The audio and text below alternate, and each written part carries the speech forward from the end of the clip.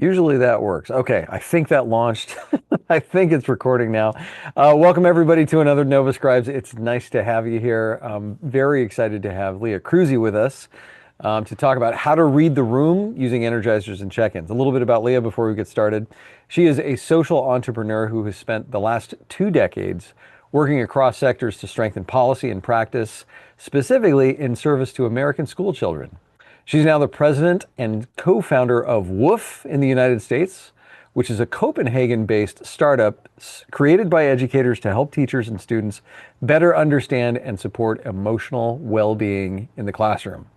Before WOOF, Lea worked across education policy and social innovation, from the classroom as a Teach for America Corps member to national leadership and entrepreneurship roles focused on equity and learning.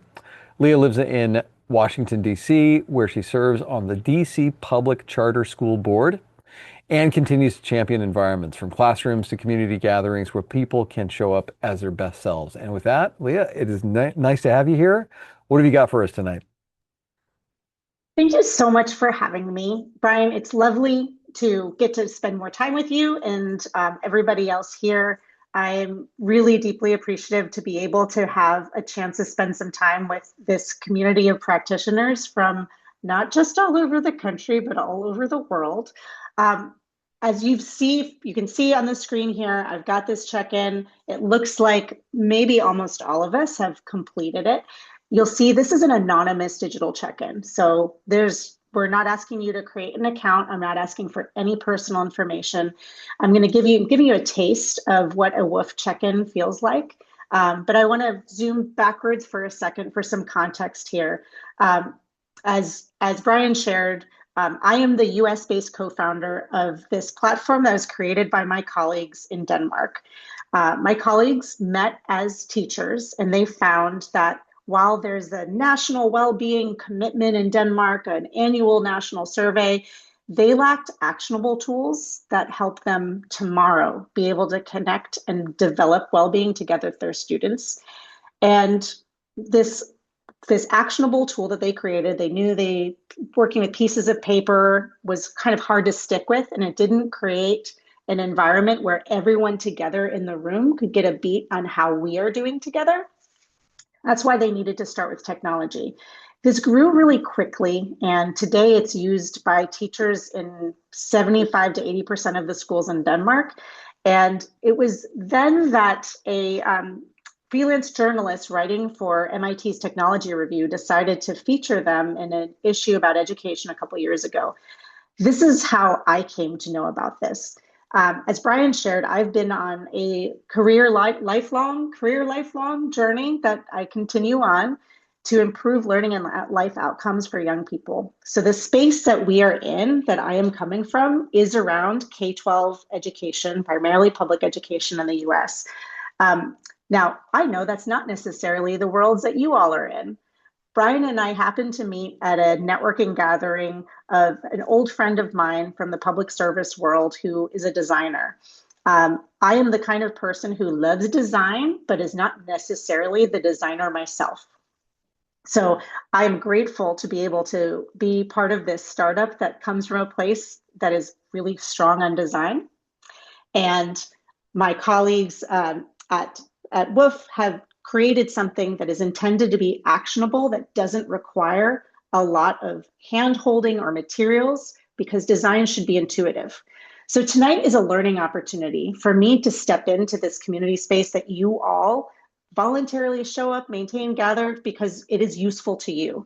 I hope you know that I've expressed my gratitude, but I'm really here to learn tonight. So I'm going to share with you what this tool is and how we're using it to read the room in classroom settings, with the opportunity that if this is useful for you in the rooms that you sit in virtually or in person with your clients all over the world, I hope that you may decide that you want to give some of this a try. You're able to create free accounts. I'm going to be providing a one-time 50% discount for anyone who wants to be able to actually give it a spin and have a subscription for a year. But really, I'm going to get a chance to hear back from you all. So now this, and actually maybe a way to get started here, because I can't see everybody and I know folks are moving around. depending whatever time it is. If you could drop in the chat where you are and if there is a kind of content area that you generally work in, I'd love to know that. If you're a generalist and your specialty is really being a visual facilitator, visual scribe, totally cool. So if you haven't checked in yet, just drop in the chat where you are and again, what, if any, kind of content area you may specialize in.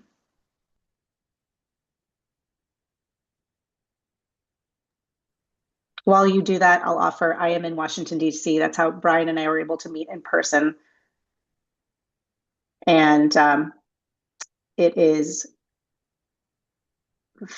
funny that I get to be in DC while my colleagues are in Copenhagen at this particular moment of geopolitics in the world. I'll just say that.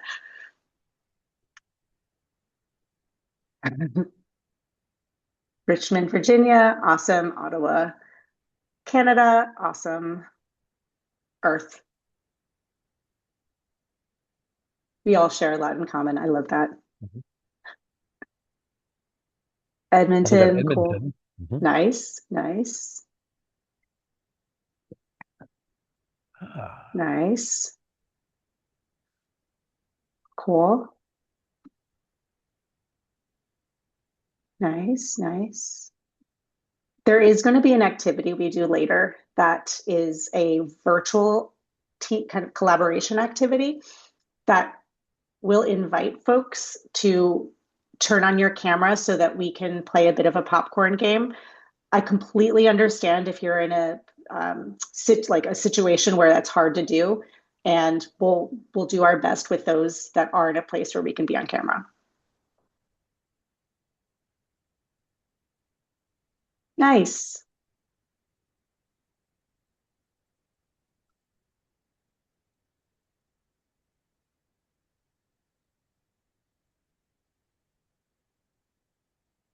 Again, if you're just joining us, you can drop in where you are in the world and kind of what your area of practice is. Where do you specialize? What's your focus? You can drop that into chat.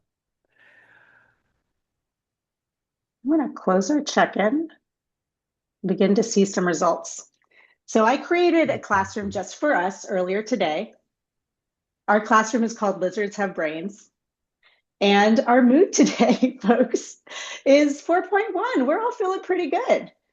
That's really great. And you can see on the left here, you see the date. So classrooms are able to go back in time and see trends. These bar charts here, this is powerful. So in a classroom setting, for younger children, it is powerful to recognize that you're part of a community and you may not be the only one feeling a certain way. For those of you that can remember adolescence, that is a period of time when the fear of judgment kicks in. And I don't know about you all, but it never really goes away. So for older kids, it can be really powerful to be able to be seen, but not be exposed. So what stood out to me when I first read about WOOF in the MIT Tech Review and why I cold reached out to my future colleagues and business partners was I saw that it was anonymous. And I had known enough about the startup world and tech to know that capturing personal information is risky and actually very expensive. I'm a parent of two school-age kids, a second grader and a fifth grader, and I don't actually really want their personal information held by a tech company. I'm very wary of algorithms. We're having constant fights about access to screens. So what I find appealing about this is it is really important to have my individual feelings be honored and what my energy is, but I don't necessarily want that exposed. So what we have here is our minimum end size for that check-in is 4. And we had, I think, 11 of us do the check-in today. So as the educator, I didn't need to know who said what. But up on the screen instantaneously, rather than waiting for Qualtrics or whatever kind of company is doing a big survey, which takes so much money and time to implement, we instantaneously see this. And what teachers are telling me they're also enjoying is that this makes a very clear and smooth transition to put away the Chromebooks now, because now all of our eyes are in the front of the room. This is on the smart board, on the projected screen in the front of the room. I presume that most of your client settings, if they're in person, then you're going to have some kind of screen that you can project something onto. If you're in a virtual setting, you can do what I'm doing right here. And in a classroom setting, what we're going to do here is we generally start with the positive. And without having to expose anyone, I'm just going to say, hey, it looks like a lot of us are feeling pretty good about motivation. And I'm seeing a little bit of a mixed bag, but more positive than negatives around family and food. Why might someone be feeling that way? Would anyone like to share? You can share and that you can unmute yourself or you can share it in the chat. So now that we know that you're looking for us to participate, yeah, Paul, why don't you go first? I had a lot of I got some like dumplings and uh scallion pancakes and they were all covered in oil and now I'm paying for it. I'm sluggish. Oh, that was a negative. Mhm. I thought I was going to Oh, go I'm sorry. positive, but Yeah, I you feel were you. looking for positive. Yeah, Well, I was sitting yeah, around the table with family. cool. Um, yeah, Very they cool. they woke me up quite a bit. Would anyone else like to share? Sure. Positive for me for family and food is I love cooking and baking. So I just got a meal into the oven to feed my men in my household. Nice. So it also feels productive, it sounds like. Okay, thank you for sharing those. And in classroom settings, what we can do is by keeping it hypothetical, that's especially important for the negative, is no one has to feel exposed. It can be very helpful for teachers and administrators to be able to proactively get a beat of what's going on because we are all humans and there may be things that happened outside of school that we're carrying in with us that could be very significant, or they could be just things that we need to release. So this is, and you can totally tell this is an adult room because of sleep. School is not showing up as a top negative, nor is homework, but adults always have sleep show up as a top negative. I'm very pleased to see that someone has it as a positive. Would anyone like to share why maybe sleep isn't showing up so great?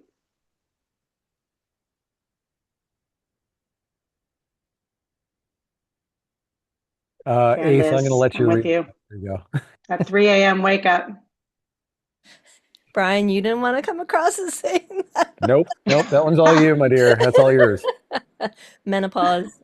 Yeah, yeah, feel ya. I Most of love, the time I read what's in chat. That time I wasn't going to do it. but you know what? We're changing the world. So like you can own it too, because you know, it's truth. It's truth. What you noticed and it's, I'm not giving you all a demo right now. We're actually experiencing this. If I were to give you a demo, I'd give you some more context here on those last three questions you asked. Those looked random, right?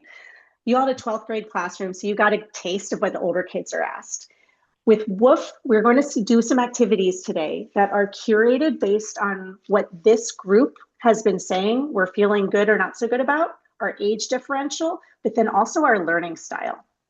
And those recommendations will get smarter and smarter about who we are as we do more of these check-ins over time. These check-ins are intended to be done once or twice a week, not necessarily every day. So if you think about your settings where you may, I'm assuming most often you're doing one-time projects, but if you are repeatedly going back with a group, you may want to do check-ins each time because it gives you a chance to, for everybody, the purpose of a check-in is to pause and take a beat.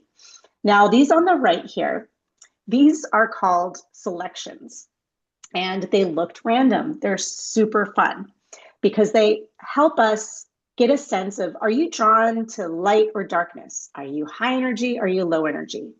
My first year of teaching, uh, I had four sections of fourth graders every day. I had a specials classroom. I was in East Palo Alto, Northern California. Same demographics, same school, but they're different humans. So I needed to adapt that same lesson plan in four different ways. If I had had WOOF then, this would have been really helpful because so what we see from this word cloud is more of us said that we liked listening to music rather than reading. More of us said we like listening rather than, I think it was listening over reading. And we get a better sense of who we are. And this is going to get smarter and smarter each time we check in. And that's really powerful. So we can move on here. I'm going to move on to some of the research behind this. Again, modeling for you all. What we encourage teachers to do, first of all, can you see this? Am I still screen sharing? Yes, you are. Okay, cool. So helpful prompts. I think you know this better than anybody else because of what you do every day.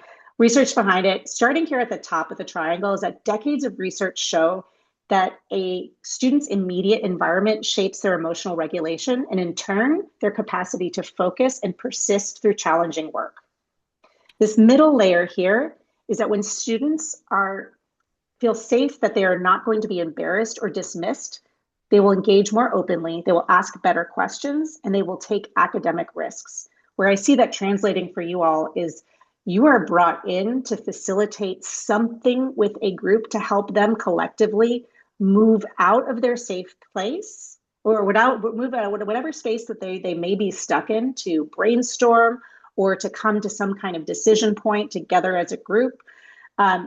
In that safe space for them to take whatever that risk is. I'm calling it academic in my setting. For yours, it's going to be something else. That's going to need to ensure a level of trust. And the bottom here is a foundation of belonging and cohesion, which is evidence shows that peer collaboration fuels learning and shapes how a group interacts when they need to persist through any kind of challenging problem. Uh-oh, I unshared when I really didn't mean to do that because I wanted to be able to see you all. Excuse me. I got to get back to that.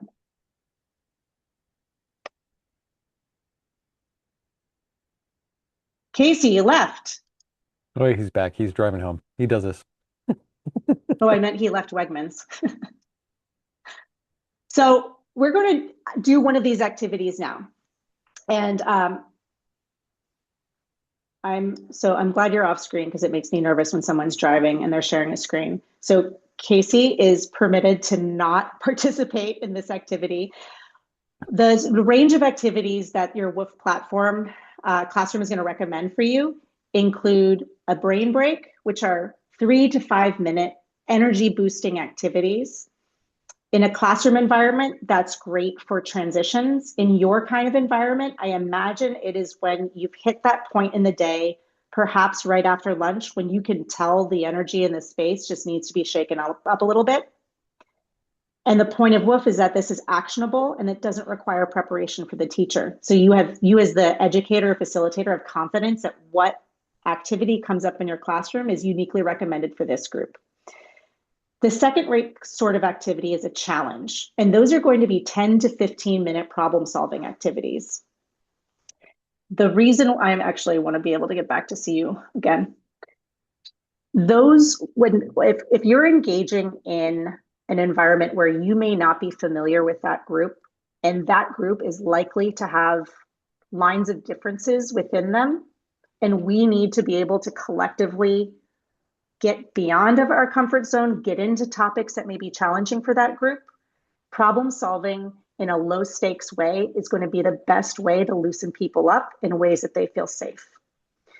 We are all in a moment in time. I'm zooming in from Washington, D.C., where I am surrounded by protesters. And today there happens to be an annual protest that makes it hard for me to even get into my kids' school. We have parents volunteering. So I am deeply surrounded by tension right now. Problem solving, rolling up your sleeves, and being able to get outside of whatever that thing is that we disagree on and enable us to be able to do an activity together on something that doesn't scare us, enables people, in our case, children, but humans are just large children, be able to see across lines of difference and interact in ways that they couldn't beforehand. That is really powerful and is one of the really deeply meaningful reasons why my work right now is giving me so much joy and why it feels really, really meaningful at this point in time. I am daily working on problem solving together with my colleagues in a different continent who work in a different society as mine. And as I joked earlier today, we happen Our two countries happen to be in the news a lot right now, and our active problem solving is helping us be more effective to drive the kind of impact we want for students and families. The third kind of activity we have is called a course. And those are going to be sequenced activities. So when you think about watching a show rather than watching a movie, the reason why you like the show is you stick with that character and that narrative and storyline. Our courses do the same thing. Similar to brain breaks and challenges, they're going to be actionable, they're low stakes, they're interactive, and they involve physical movement. But unlike them, it's something you stick with. There's multiple modules. And so we recommend in a classroom environment that you do 1 or 2 a year. For you guys, if you have a full day session, we have some that are just 2 modules. You could do a course in the morning and in the afternoon. You could do, we have some single module courses, one called This Is Us. And again, it's one of these back pocket activities that everybody knows, but you don't have to think of which one to use then. You will be seeing the slides again. Forgive me. It's just I wanted to be able to look at your faces. But I'm going to pull this back out again. And I'm also realizing as I do this together with you that I'm kind of combining my personal script for what I do with demos normally with actively using some activities together with you, which is a little different. So I'm kind of off script right now. But let me get back to us there. So what I want to do right now is do a virtual challenge. We created a series of these for a school partner, a network partner in Idaho, where they have a statewide online school and their summer school is done statewide in a virtual setting. And so it's extremely important for those kids who are not in physical proximity with one another to feel a sense of cohesion and belonging with one another. And so we work to create a whole series of our normally in-person activities to be able to work in a virtual environment. Tonight's going to be my first time actually doing one of those together with you all. So let's give that a try. And Candace, I'm going to share my screen again. This one is called Circle Sync. So I have a setup in Gallery, and I'd encourage each of you to do the same. So right now I can see Paul, Nancy, Christina, Brian, is it Kissimmee, and Vijay and Candace. And I turn off my self view because I don't like looking at myself, but I know I'm here too. And this is going to be, again, back pocket activity any one of us has ever done. I'm going to make sure that half of us raise our hands. Hey, Karen. And I'm going to call out an attribute. And for those of us that match that, you're going to put your hand down. So I'm going to start off, and this will be a popcorn style. If you do things in an ed setting, we use popcorn a lot. Do you guys use popcorn? Okay. I'm going to start off with Brian because you're easy and I know you the best. I want you to say the sentence, everyone wearing a black t-shirt, and then after you're done and we adjust, hold on, I can't see everybody's hands here. I'm going to adjust this one because this is going to be confusing for me since I can't see everyone. We're going to all start with our hands raised. And then Brian, when you say black t-shirt, everyone wearing black t-shirt, those who are not, you're going to put your hands down. And then Brian, you're going to popcorn to somebody else to call out something else. Got it. Did you say it? So everyone wearing a black t-shirt, you can put your hands down. Okay. Let's go. Everyone wearing glasses. You can put your hands down. Popcorn to Paul. And if you're speaking right now, I can't hear you.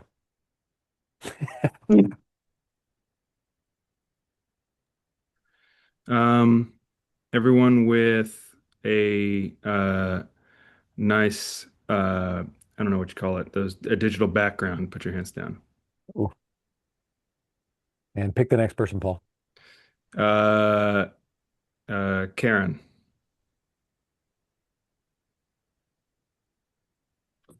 Oh, sorry, Karen, on mute.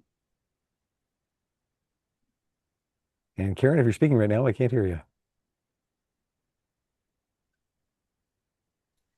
Everyone who doesn't have shoes on, put down your hand. He doesn't have shoes on. Okay. I had to think about that one. That is a great one for a virtual meeting. Popcorn into somebody, Karen.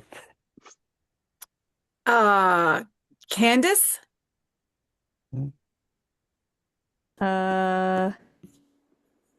Visual. Okay, everyone wearing a sweater. Put your hand down. Popcorn into somebody. Pick one. Okay, we'll go with VJ. Nice. Oh, you're on mute, BJ. He's thinking. And VJ, if you're speaking right now, we still can't hear you.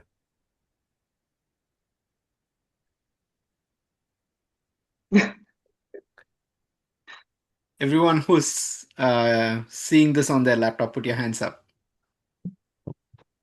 Wait, everyone who's seeing this on your laptop, put your hand up. Okay. I'm on a desktop. VJ, pick somebody else. So Paul's done, right? Nancy? Yeah. Nancy. Okay. Everyone who,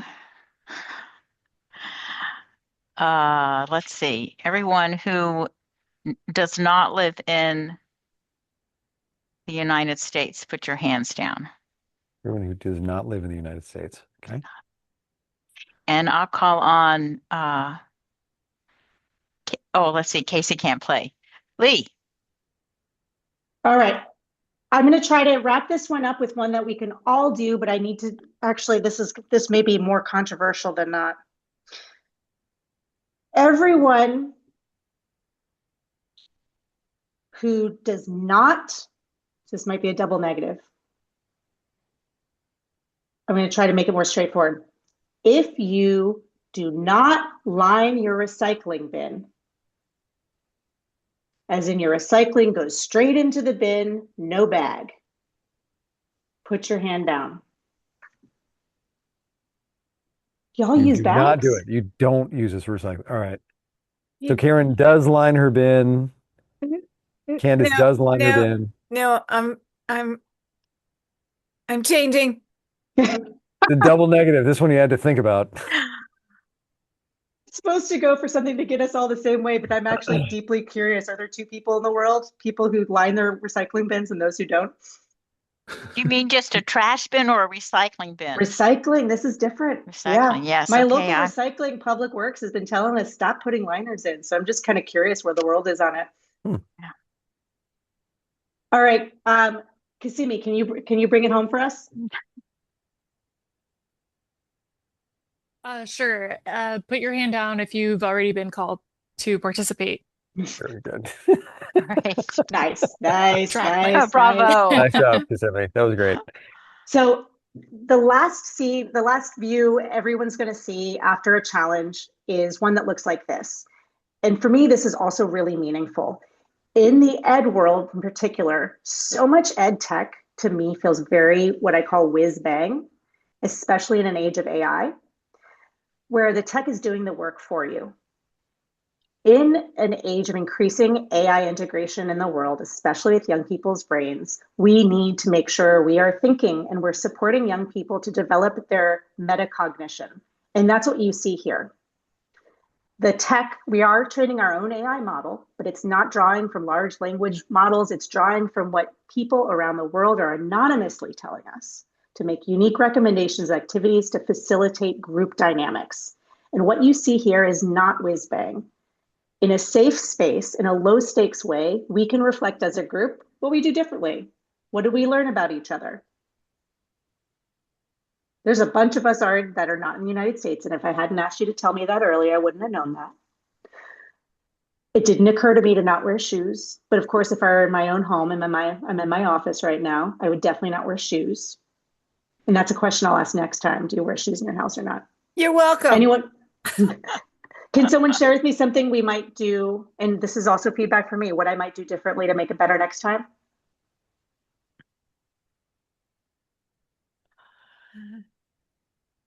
If I can throw something out there, I wasn't clear on whether we could use things outside of like the current environment that we're in, right? So most of us were picking things of what we could see in the virtual Yep. space that would apply, Right. but it wasn't Yep. clear that we could talk about other things like recycle bag liners or Yep. something like that. That's good feedback. I kept thinking we were supposed to raise our hand at the start of every question. Yep. I don't know why. Yep. I thought the same thing, Paul. I So was like, oh, do reset? No. Yep. yeah, I thought it was reset every time. Yep. That's gonna be helpful. Thank you. To be reset each time? Were you supposed to raise your hand again with each question?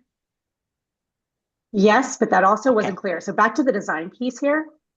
We need to continuously, my team is constantly seeking feedback loops. And in the US, we have our buyers tend to be higher level, like superintendents, district level people. In Denmark, we grew bottom up. So we have strong feedback loops from teachers. But again, in Denmark, it's all in person. So in the US, this is great feedback for me to be able to share back with my team. And right after this call, I get on Asana and I type them some things up. In a few hours, they'll wake up and we continuously improve this. All right. Thank you. So, Let me, yeah, Karen. what would it be counterproductive to maybe plant a seed that we're going to be learning about each other? Because I guess I wasn't really capturing a lot of that. Yeah. That's context that I think is going to be clear in a classroom setting because that's why the classroom is using WOOF. But for me to provide that for you would have been helpful for me to do tonight.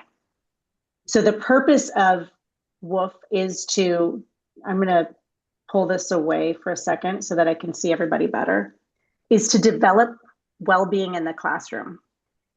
I'm still working on the language that works in, I know we're not all in the US, but I'm just going to shorthand it as an American setting. In Scandinavia, it is very much an accepted exercise to develop well-being. That sounds very warm and fuzzy in the environment where I am in. And because we are looking for, all right, this is warm and fuzzy, great, I got to get to teaching math. And so the purpose of these activities, that end is kind of self-evident in a Danish setting where I know that well-being is going to be important for society at large and for schooling. And then schools are the place where we develop well-being in groups. In at least an American context, I'm really curious what Christina would say and VJ and Candace. We tend to view things in this socio-emotional stuff in a very individual kind of way.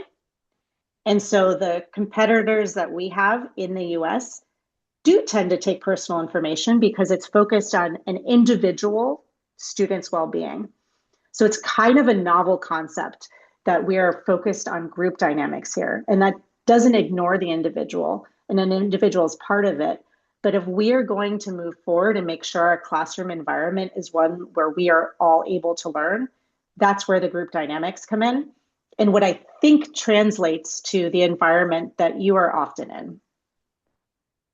So I was talking to a friend and colleague, Yes. and people are under so much stress to produce.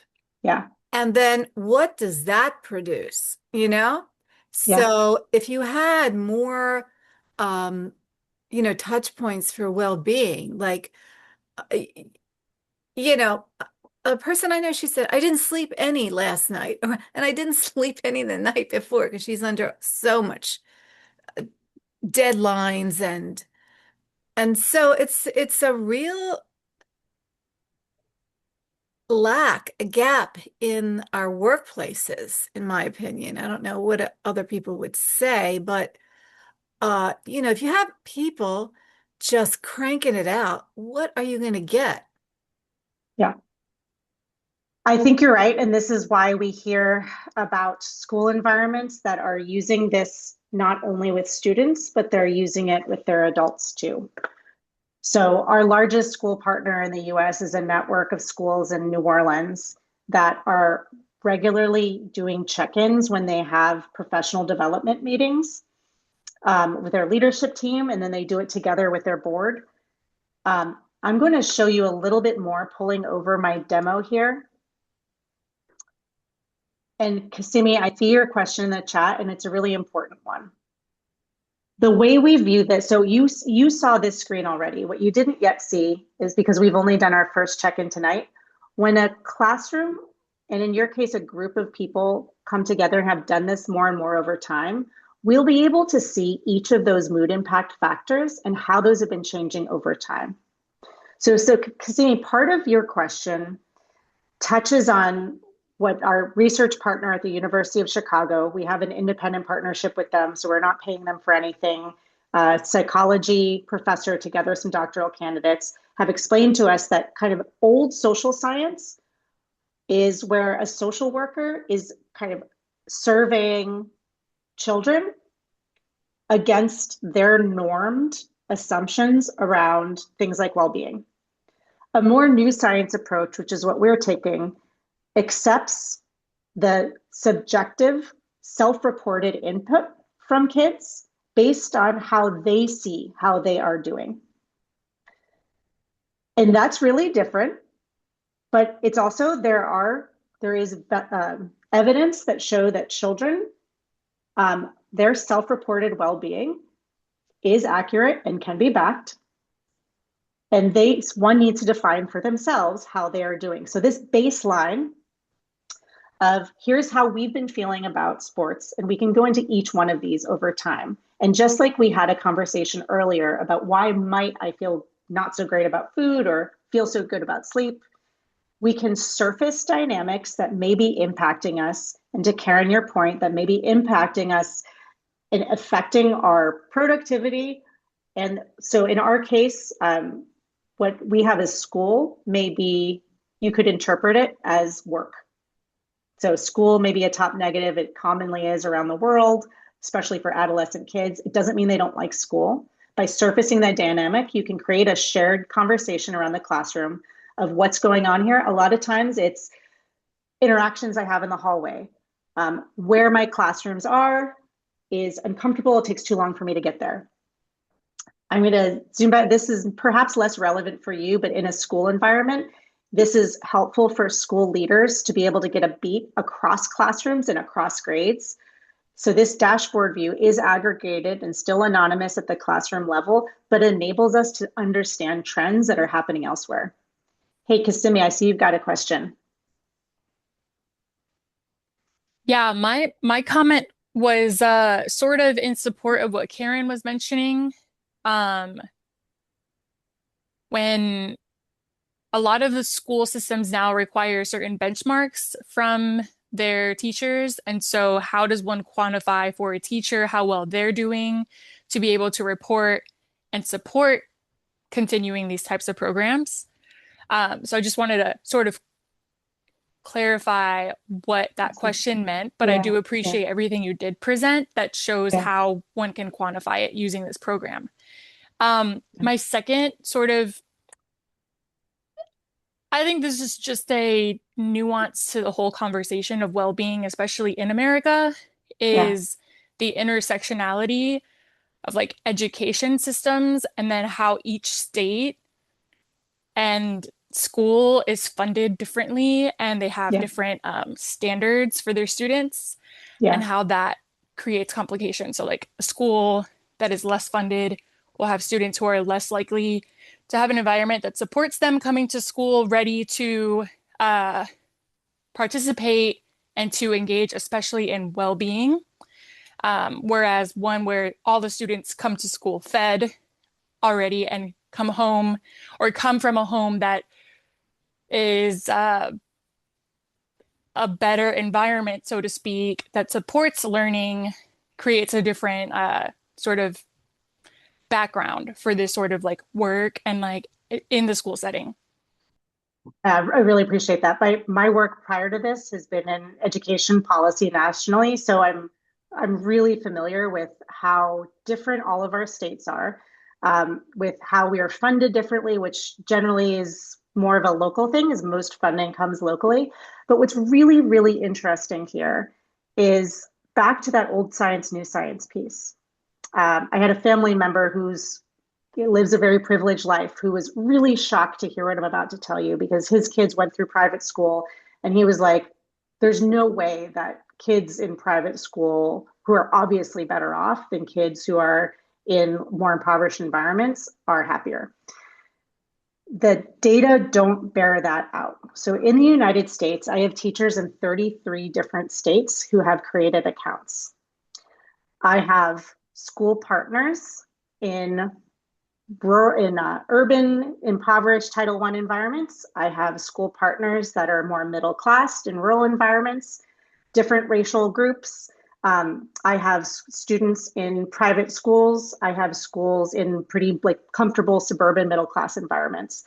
And then we have in Europe, we're predominantly in Denmark, Sweden, and Norway, though we have a growing presence in Germany, which I'm coming to learn their 16 different states are even more different in terms of policy and regulatory environments than our 50 states are.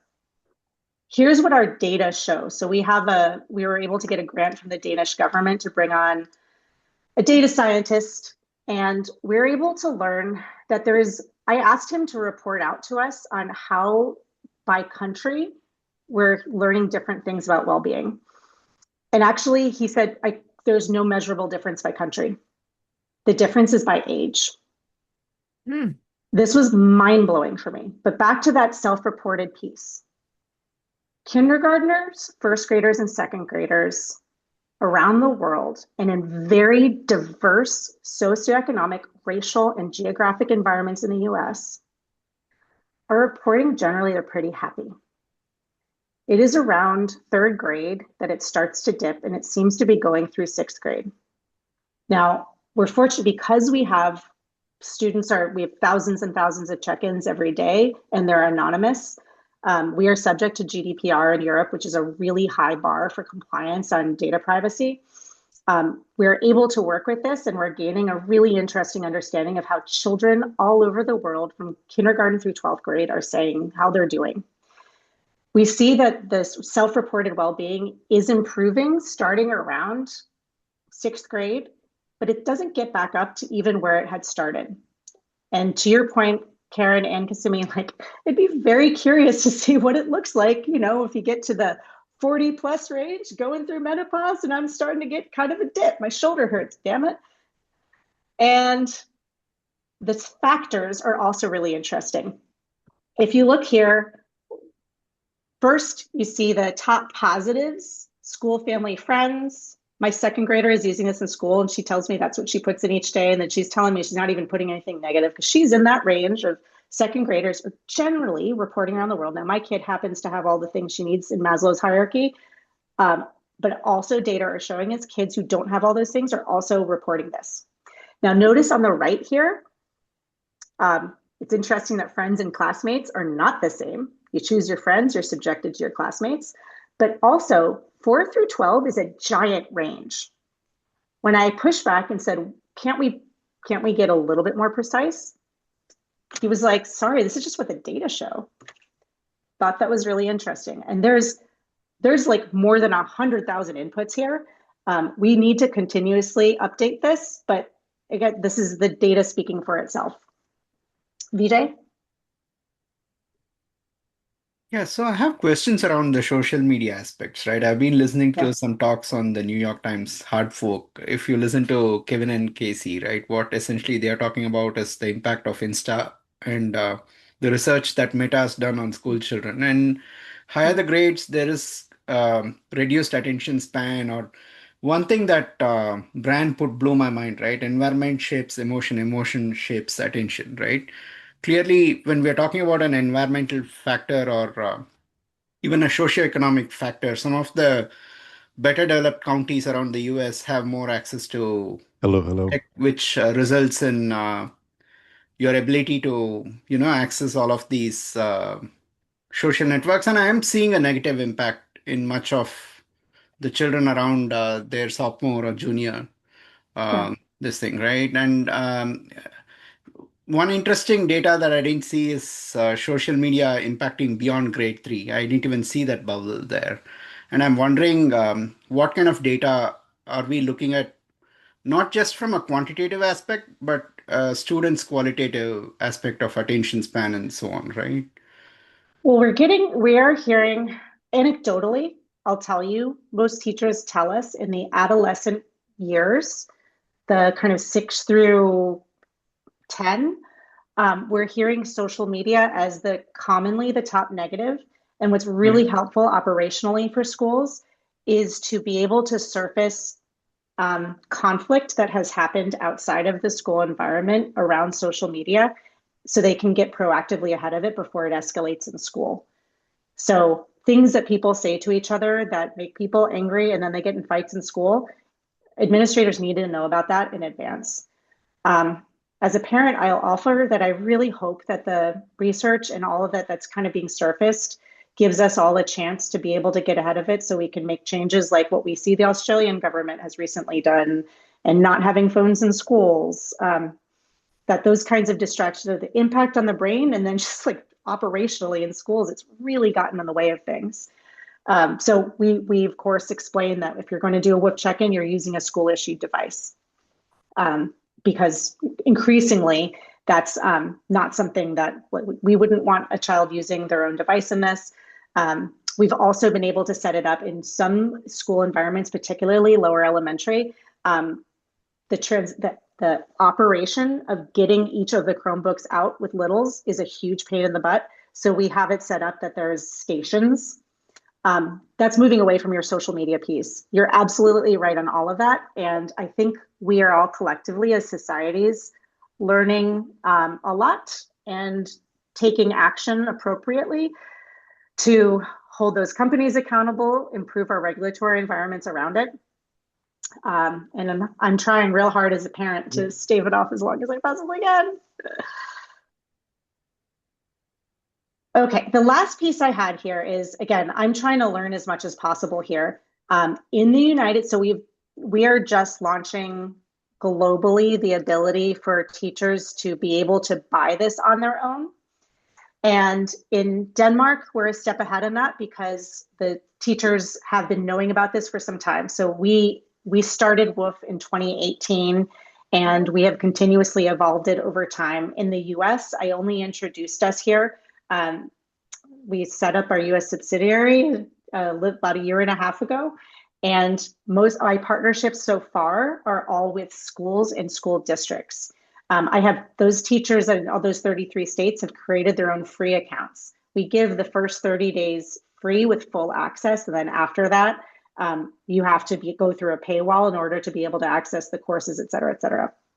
So we've just set up the ability to be able to have a Teacher Pro account. It's priced at $60 a year. And so my first time, I'm introducing a 50% discount on that for those who've attended here. And I'm going to keep that code available for 2 weeks, so through Friday the 5th. And I'm really interested in hearing if you choose to use this and use this with your clients, continuously give me some feedback on it. We are in constant learning mode. And to all the questions that have come up here, there's pieces around well-being. There's pieces around well-being generally for humans. Then there's pieces around well-being for adults in high-stress work environments. There's a group dynamic for adults in high-stress work environments. And then a couple of you folks seem like you're really smart in design. I welcome all that feedback. This needs to feel intuitive. This is meant to be plug and play. So one thought, if that's okay, I Please. use the concept of smiley face terminal in my workplace, right? When I was working in Walmart and I was having this different sentiment that was happening. So similar to how if you ever had a good flight, you go and punch the smiley, Yeah. right? That's what they call as the smiley face terminal. So you could have that kind of a kiosk, right? Where the children are not going to lie. When they come in and if they've had a bad start to their day, they're going to let you know that, right? So Yeah. very similar to what dog are you today, right? They punch Yeah. in how they feel and how they Yeah. leave each day, right? Maybe you Yep. can't tie it to that specific student, but at least you know the overall emotion of how the kids That's are right. entering a Yep. classroom and leaving it. And Yep. you can also know by subject, right? In a semi-qualitative way, if Yep. they had PE and they loved the day, or if they had some kind of I don't know, pajama party or something, right? And they've left the day smiling, versus they had some, I don't know, math or trig or whatever that they're trying to learn, and they go back. I'm not stereotyping, but what I'm essentially Yeah. trying to say is sometimes we can have the simplest mechanism of just putting these four smiley faces Yep. outside a gym, outside a music room, outside a classroom, where you Yep. know, okay, there are 20 kids who are happy, there are 18 kids who have left Yep. unhappy, right? Some kind Yep. of a data point. And then you Yep. can look at how things are. I did this at work and I found fair amount of success, right? Whenever we had learning That's helpful. studios, people coming Yep. and doing a knowledge share, people were happy, right? They Yep. punched the happy face. And you don't have the tension of um, I don't know. There was some passive conflict, but it was not always obvious, right? Yep. I Anyway, think just one an thing idea I thought I'd share. I appreciate that. And what I want to build on that, and I want to get to Karen too, is the importance of it's not just about the facilitator or the adult or the teacher seeing it. It's for us as a learning community to see one another, to know that someone may be not feeling so hot about sleep, someone may not be having a great day, for all of us together to be able to see that. Karen, thank you for sharing. So, did you say that you have uh screens for high stress environments? Because I can never use this. I was thinking, well, how could I use this? I don't know how to Yeah. change things. But can we look at this for, adults? Do you have that? So so right now, WOOF is being used with adults in school environments. I have had I have had school leaders in Washington, D.C. encourage me to bring this over to Congress, a couple blocks away from me, that those adults could really benefit from seeing one another and as humans across those kinds of lines of difference.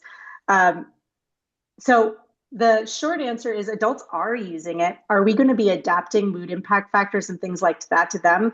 That is kind of in the works. So one of our big partnerships that's in the works right now in Denmark is you may or may not know that compulsory education there ends after ninth grade. And some people go off on this college track. Some people go off on what feels to me more like a vocational track. And in an American environment, we call those alternative schools, sometimes VOTEC. Um, but they want to have some adaptations made that fit that environment specifically. We may similarly see that there's professional kind of corporate environments that want a version for them. For now, we're focusing on schools, and there's no reason why a school environment, a group of adults can't use this too, because the playful nature of it can also de-escalate whatever very serious things adults are working on. Longer answer than you needed, but adults can use this and they should use this. I just, we don't have homework. I mean, it's not things that, in a serious workplace that's this high stress. Yeah. That's just, in my opinion, that is not going to translate. However, if you had a programmer or whatever, some of us to help you tailor the screens to adults, I don't think it would be a big deal. I don't know. I'm not a technical person. It's a really good idea. And for me to be able to get there, that'll be a whole different kind of development strategy, not just on the technical side, but on the marketing side. I think we may end up going there one day and expanding our product offering. For now, in my area of expertise is kids in the schools, but I'm sure we'll get there at some point. You're absolutely right, because those mood impact factors have to feel relevant to the audience that you're with. Right. Brian. I mean, it's great. I mean, kids are under stress just like adults, and the teachers are under stress. Everybody's under stress. So Yeah. this is a great thing. So you're not creating, you know, horrible people, stressed out people that are just going to do everything to, get ahead. Yeah. I want I to agree. I want to go back to something that Leah shared before, which is the purpose is to surface the dynamic.